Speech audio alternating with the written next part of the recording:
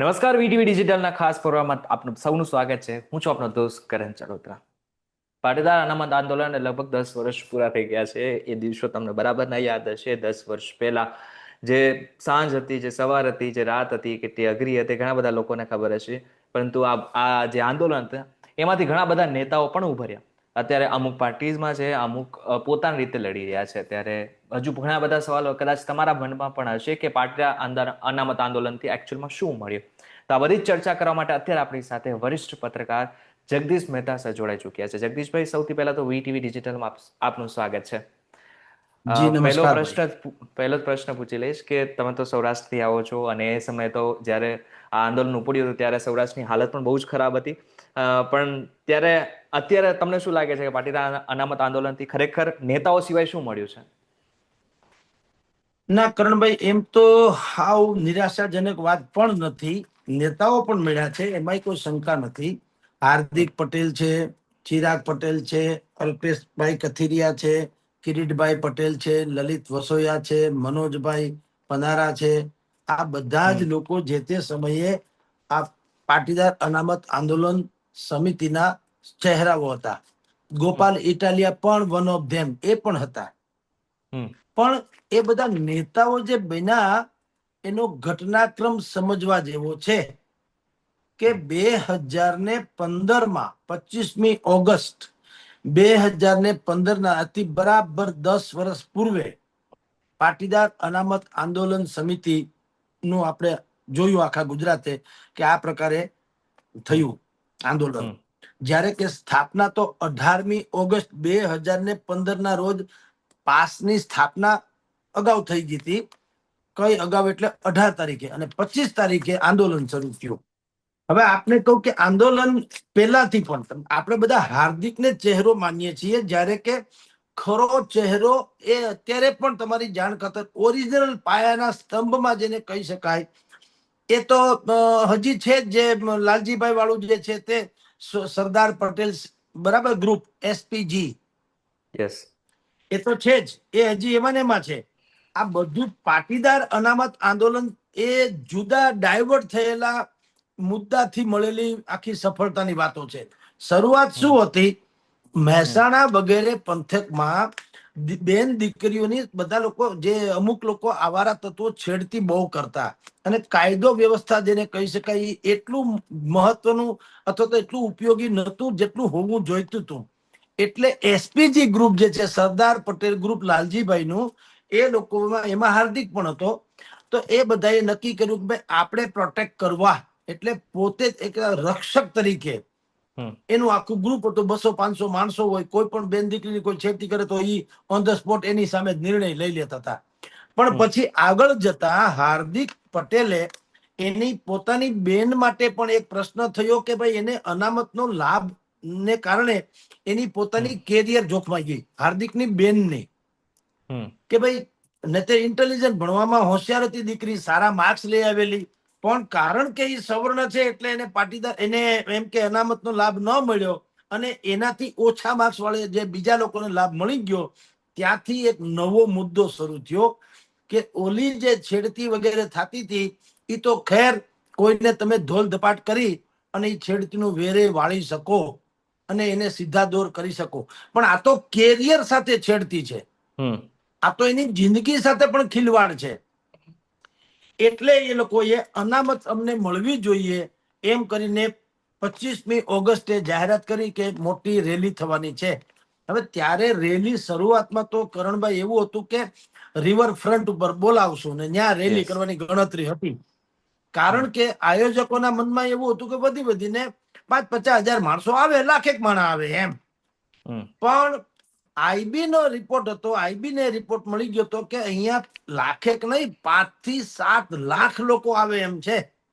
હમ. એટલે તંત્ર વાહકો આફડા ફાફડા થઈ ગયા. એને બાકી બધા ચિરાગભાઈ પટેલ થી માંડીને બધાને બોલાવ્યા અને કીધું કે ભાઈ આ જનસંખ્યા બહુ વધે એમ છે, એટલે હવે તમે કયો સ્થળ બદલાવવું પડશે, આ રિવરફ્રન્ટમાં કોઈ બાસે નહીં. અને પછી હમ. આપણે જાણીએ છીએ જીએમડીસી ગ્રાઉન્ડમાં એ સભા થઈ ઐતિહાસિક, જેમાં 5-7 લાખ લોકો ઉમટી પડ્યા, અને પછી તો દુનિયાભરના મીડિયાએ એમાં ધ્યાન આકર્ષિત થયું ને હાર્દિક પટેલ બની ગયો હીરો. રાઈટ? હમ હમ બરાબર એને આજે 10 વર્ષ પૂરા થાય છે. એ 10 વર્ષમાં ઘણું બધું બદલાઈ ગયું. 2015 આંદોલન શરૂ થયું. 2019 હાર્દિક પટેલ કોંગ્રેસમાં જોડાઈ ગયા. 2020 કોંગ્રેસના કાર્યકારી પ્રમુખે બની ગયા. 2022 ભાજપમાં ભળી ગયા. જેને હાર્દિક પટેલ જનરલ ડાયર તરીકે કહેતા હતા, એ હવે ડાયા ડમરા થઈને હમ. આદરણીય કહી રહ્યા છે. જેને ફઈબા કહેતા હતા, ફઈબા, એને અત્યારે ફઈ શબ્દ ઉડી ગયો, બાની જેટલી જ આદર આપી રહ્યા છે. આ બધો બદલાયેલો ઘટનાક્રમ છે. તો સામે પક્ષે હમ ચિરાગ પટેલ ભાજપમાં છે, અલ્પેશ કથિરિયા પણ વાયા ભાજપમાં આવી ગયા, ભૂતકાળમાં બીજા પક્ષમાં હતા, ભારતીય જનતા પાર્ટીમાં આવી ગયા. કિરીટ પટેલ એ અત્યારે કોંગ્રેસમાં છે, લલિત વસોયા કોંગ્રેસમાં છે, મનોજ પનારા યસ. કોંગ્રેસમાં છે અને ભાજપમાં કોંગ્રેસમાં છે. આમ બધાય ગોઠવાઈ ચોક્કસ ગયા. રહ્યા બે લોકો, લાલજીભાઈ પટેલ અને દિનેશ બાંભણિયા. એ લોકો હજી સમાજના જ નામે અત્યારે પણ એ જજુમે છે, સામાજિક કાર્યો માટે જજુમે છે. હવે તમે કહેશો કે 10 વર્ષ થયા તો આ જે આંદોલન થયું એનું શું થયું અને એમાં હમ શું ફળશ્રુતિ મળી? હમ 10 વર્ષ જે આંદોલન થયા, પણ હાર્દિક પટેલ ને લોકોએ આંદોલન કર્યું, એમાં એક તો વાત થઈ કે હમ 10% EWS એટલે અધર વીકનેસીસ, જે લોકો સમાજ હતો, ટૂંકમાં આર્થિક રીતે નબળા એવો હમ જે સવર્ણ સમાજ હતો, એને 10% અનામત મળી. આ સૌથી મોટી ફલશ્રુતિ અને એકમેવ, અને એ જ એના માટે તો આંદોલન હતું. તો ખાલી પાટીદારોને નહીં, મહત્વની વાત તો એ પણ છે કરણભાઈ, હમ પાટીદાર ઉપર બ્રાહ્મણો, રાજપૂતો, લોહાણા સહિતની જે 59 જ્ઞાતિ જાતિ છે, એને પણ આ લાભ મળ્યો છે, ખાલી પાટીદારોને નહીં. બરાબર. એટલે એ આંદોલન પૂર્ણ થયું. હમ 2017 ને 19 આંદોલન પૂરું થયું. હમ બરાબર. પછી બધા હમ નવરા ઇન ધ સેન્સ બધા ફ્રી થયા. હમ બધાની ઉપરથી જે વાત હતી કે ભાઈ આપણે પાટીદાર અનામત આંદોલન સમિતિના ચહેરા છીએ, પણ 19 વાત પૂરી થઈ ગઈ. એટલે પછી બાકીના સમયમાં શું કરવું, એટલે દરેકે પોતપોતિકા રસ્તા રજૂ કર્યા અને પોલિટિક્સમાં આવ્યા. જે આજે મેં હમણાં તમને કીધું તેમ બધા પોલિટિક્સમાં એક્ટિવ છે. હવે બરાબર. જોઈએ છીએ શું થાય તે. જી. અચ્છા, એક ઇનસાઇડ પ્રશ્ન પૂછી લઈશ. એવું કહેવામાં આવતું એક સમય કે પાટીદાર અનામત આંદોલન એ ભાજપનું અથવા તો અમિત શાહનું એક બ્લુ પ્રિન્ટ છે, ઇન શોર્ટ, કે આનંદીબેનને હટાવવાના છે. સાહેબ જો આ બધા કેટલાક વાત એવા હોય છે, કેટલીક વાતો જેમ લાંચની રસીદ નથી હોતી, અપાય છે હમ ને ખવાય છે, એ બધા તમે ને હું કહેશું, પણ કોઈ પુરાવો આપે તો કોઈ આપી શકે નહીં. હવે અત્યારે વિસાવદરમાં હારી ગયા કિરીટભાઈ પટેલ, તો એમાં એવું કહેવાય છે કે હમ બુદ્ધિપૂર્વક અમિત શાહે ખેલ નાખ્યો. એમાં 3 વસ્તુ, એક કાકરે 3 પંખી મારી નાખ્યા. CR પાટીલને એમ હતું કે હું સંગઠનનો વડો છું ને સંગઠનના જોરે એમ કે ચૂંટણી જીતાવી શકું છું, તો ઈ પણ ખતમ થાય. કિરીટભાઈ પટેલ એને એમ હોય કે હું ખાનખાના છું, મારા છેડાએ અડે છે ચારે કોર, વાયા રત્નાકરજી, તો હું હમ ટિકિટ લઈ આવું ને હું જીતીએ, ઈ પણ ડખો મટે. અને હમ જયેશ રાદડિયા, જે સહકારી ક્ષેત્રના માંધાતા હોવાનું કહેવાય છે, તો એનો એમ કે હમ કાંટો નીકળી જાય. આવું કેનારા લોકો છે. પણ ઈ કઈ તમારી ને મારી જાણકારી પબ્લિક ડોમેનમાં હોય ખરું, કર્ણો હમ કર્ણ. પણ તમે પૂછો કે આનો સત્તાવાર આની ગેરંટી શું કે કોઈ આનંદીબેનને કાઢવા માટે અમિત શાહ આવું કરે? એટલું મોટું કોઈ કરે નહીં. અમિત શાહને આનંદીબેનને કાઢવા હોય તો આટલું મોટું આંદોલન કરીને સમાજને પક્ષની વિરુદ્ધમાં ન નાખી દે, કોઈ મૂર્ખ ન હોય, સમજી લ્યો. હમ એ બીજા કોઈ રસ્તા કરે, કારણ કે સમાજમાં ક્યારે શું વળાંક લેશે ખબર પડે. આનંદીબેનને કઢાવવા માટે એ આવડું મોટું આંદોલન કરે, 14 પાટીદાર શહીદ થઈ જાય અને ભારતીય જનતા પાર્ટીથી પાટીદારો વિમુખ થાય, એવડું મોટું કામ કોઈ કરે ખરા? કારણ કે 14 જણા શહીદ થવાના હતા, એ કોઈ બ્લુ પ્રિન્ટમાં તો હતું નહીં.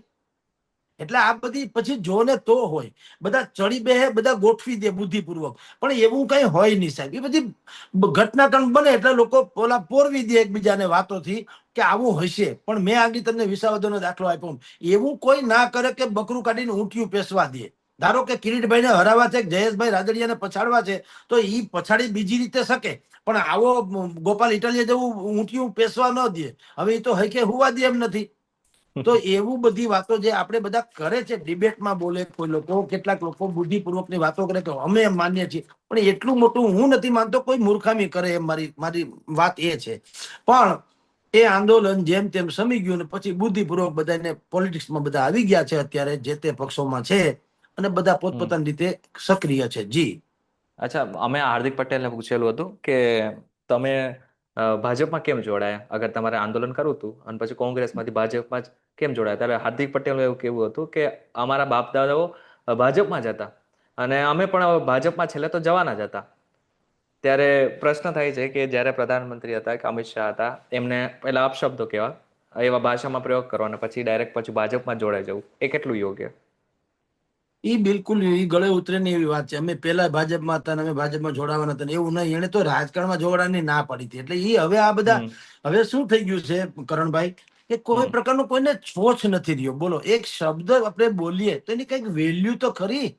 હવે પોતાના જ શબ્દોની વેલ્યુ નથી. એને એમ કેવું જોઈએ, હાર્દિકે શું કેવું જોઈએ કે ભાઈ તમારી વાત સાચી, પણ અમે જાહેર જીવનમાં જે રીતે આવ્યા પછીથી કેટલાક ઘટનાક્રમો જોયા પછી અમને વાસ્તવિકતાઓ સમજાણી કે આપણે આમ અમુક પ્રકારના સમજોતા કરવા પડે એમ છે અને અમે અત્યારે અહીંયા સુધી પહોંચ્યા. બીજું, એને એમ કેવું જોઈએ કે જો કોઈ લોકો એમ કે અમે સત્તા કે રાજકારણમાં આવવા માટે આનો ઉપયોગ કર્યો તો એ વાત ખોટી. કારણ કે 2015માં પાસની સ્થાપના થઈ અને 2019માં એ લક્ષ્ય પૂરું થયું. તો 2015 થી 19ના 4 વર્ષમાં અમે કોઈ રાજનીતિમાં જોડાયા નહોતા. હમ જે કાંઈ અમે જોડાયા થી 19માં જોડાયા, જેમ કે કોંગ્રેસમાં 19માં જોડાયા હતા. તો હમ કામ પૂરું થઈ ગયા પછી અમારામાં જે ટેલેન્ટ હોય એનો પછી અમે ઉપયોગ કર્યો, પેલા નહીં. તો સીધી વાત હતી. પણ પછી કોંગ્રેસમાં ન જામ્યું હમ એટલે અમે લોકો ભાજપમાં આવ્યા વગેરે વગેરે. પણ અમારા પૂર્વજો ભાજપમાં હતા અને અમે ભાજપમાં જોડાવાના હતા. સોરી, એ વાત કોઈના ગળે ઉતરે નહીં. અને એટલે જ વાતે આજની તારીખ સુધી આટલી મોટી ફતેહ મેળવા છતાં હાર્દિક પટેલ થોડાક હાસ્યામાં હોય એનું કારણ પા છે. નહીં તો એ સુપર હીરોની જેમ અત્યારે આખા પાટીદાર સમાજમાં ઉપડવો ન જોઈએ, એવું ન હોવું જોઈએ. ચારે કોઈ ચૈતર બરાબર. વસાવાના જેમ આદિવાસી સમાજ ખભે લઈને ફરે છે એમ હાર્દિક પટેલ લઈને ન ફરે. ગોપાલ ઇટાલિયાને જેમ વિસાવદર વાળા ખભે લઈને ફરે છે એમ ફરતા ન હોવા જોઈએ. એને બદલે તમે જુઓ એનું ક્ષેત્ર મર્યાદિત થઈ ગયું. વિસાવદરમાં ભારતીય જનતા પાર્ટી પાટીદારોનો ગઢ કહેવાય તો પણ હાર્દિક પટેલને ત્યાં પ્રવચન કરવા મોકલ્યા નહીં. શું કામ? બરાબર. જનતાની વચ્ચે પાટીદારો જે છે, કોમન મેન છે પાટીદારો, એને આ વાત કઈ ગળે ઉતરી નહીં. ભાઈ તમે ગઈકાલ સુધી જેને જનરલ ડાયર કહેતા હતા એને ડાયર ડમરા થઈને અત્યારે આરતી મંડ્યા ઉતારવા. તમે ધારાસભ્ય થઈ ગયા, હવે તમે બધી વાતો જુદી જુદી મંડ્યા કરવા. હવે આપણા 14 દીકરા શહીદ થઈ ગયા એની વાતે કરતા નથી.